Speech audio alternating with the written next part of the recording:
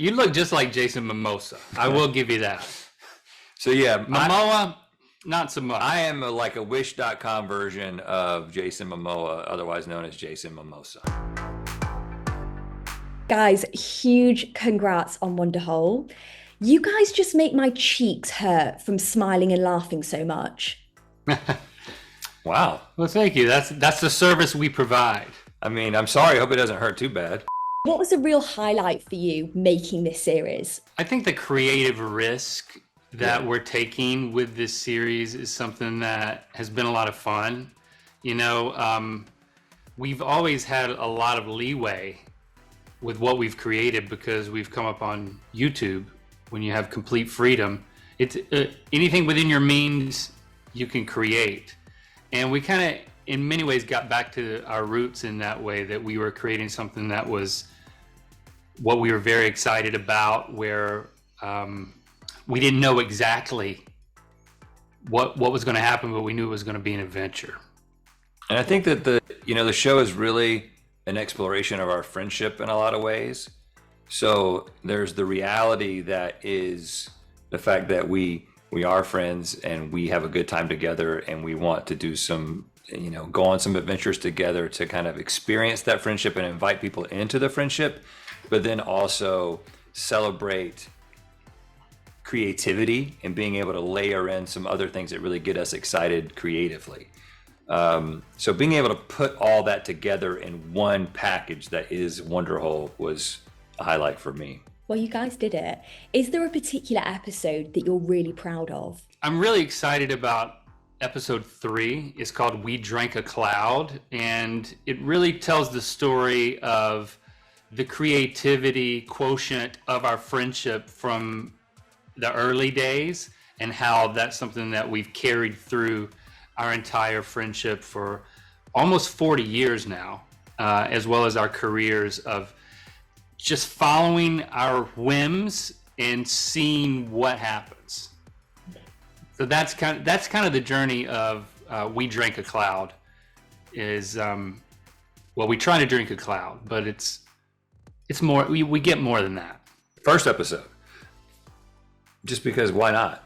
It sets the tone for what we are trying to do with this series, which is, I'll just say, things are not what they seem to be in many ways, right? So there's like a way into the episode that we hope invites people in, gets that click because it's on YouTube. Yeah, that YouTube click and that interest, but then takes people to a place that they might not have been expecting. Delivers on that click, but then takes you to some place that you might not be expecting.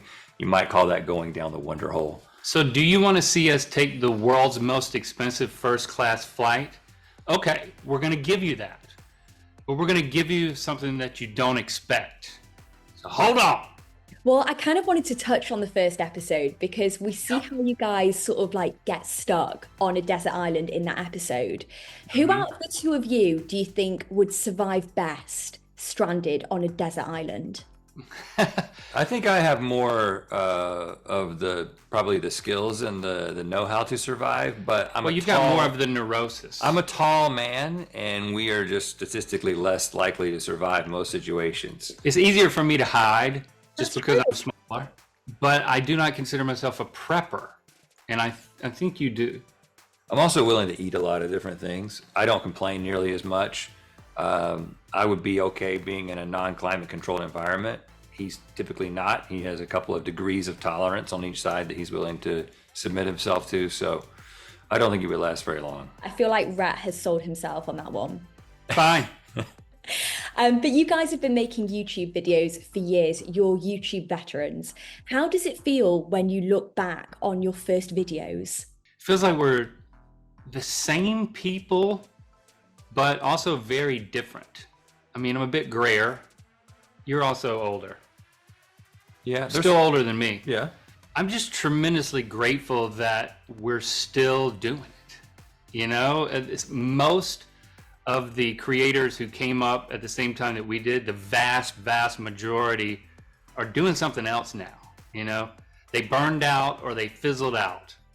And I'm grateful that between the two of us and the team that we have here at Mythical, we've been able to thrive and continue to reinvent ourselves. And I think that's what Wonderhole represents, is the next reinvention of what we want to offer our fans. And I think that if we were to, us now looking back on those initial videos, we're still in some ways proud of what, we did in the past, but you can also see the way that we were going about making those. It was obviously pretty much the two of us, maybe one person helping here and there, and you kind of get the sense when you watch those. I think if the us from the early, from the mid 2000s when we first got started in this, was looking at the videos that we're making now, or looking at Wonderhole, we would be like, we would never imagine that was on YouTube. We had no way to anticipate that YouTube would become a place where you could make something like that, because when you watch an episode of Wonderhole, you're like, oh, well, there's a team, this is a production, this feels like a TV production.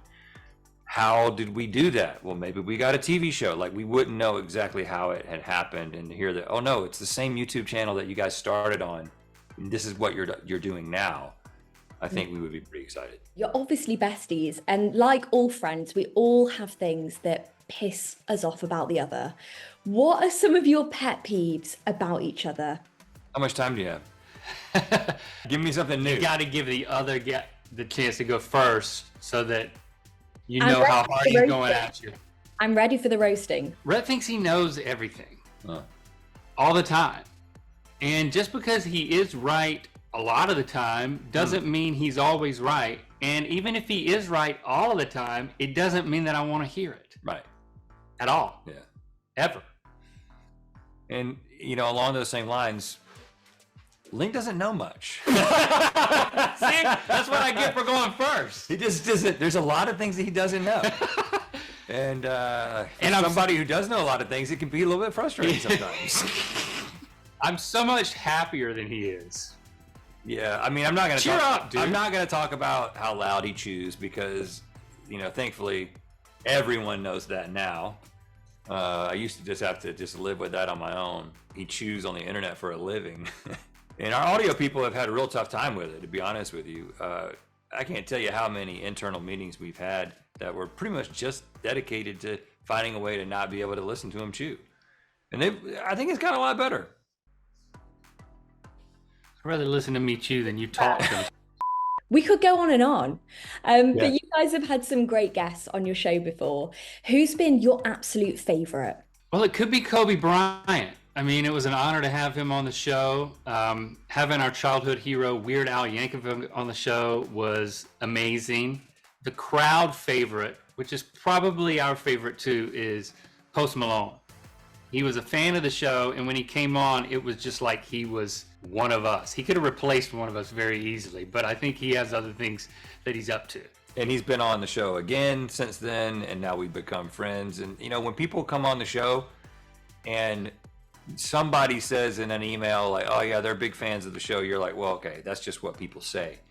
But when he showed up, and he didn't just know us, but he knew the people behind the scenes who have shown up in maybe just 1 or 2 episodes, we were like, oh, he's not lying. He actually does watch the show. And I think that's enjoyable for us, but it's also enjoyable for people who watch the show on a regular basis, because they're like, oh, this guy that I see in this, that I've enjoyed his music, he's also sitting down and watching Good Mythical Morning like I do. And I think people just feel a connection. Who would your dream guest be? Well, we've been trying to get Lionel Richie to be on the show for a while now. Lionel is a longtime hero, inspiration. The way that he posed on the inside of his self-titled album, which we have actually right here. We're looking at it right now. Yep, we look at it every day. We say, Lionel, we're going to make you proud today.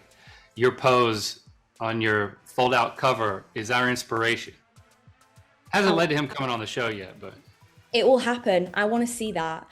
And guys, I have a feature where I go around asking people who their celebrity lookalikes are. So I was wondering if you guys have ever been mistaken for anyone, because I feel like I have got some people for you both. Okay, so I had a guy, I was in Florida, just to premise that, specifically Florida Keys. And I had a guy come up to me, and he had something to drink, maybe a lot of things to drink. And he looked at me and he said, Jason Mimosa. Yeah, you look just like Jason Mimosa. I will give you that. Momoa, not so much. I am like a Wish.com version of Jason Momoa, otherwise known as Jason Mimosa. Dana Carvey.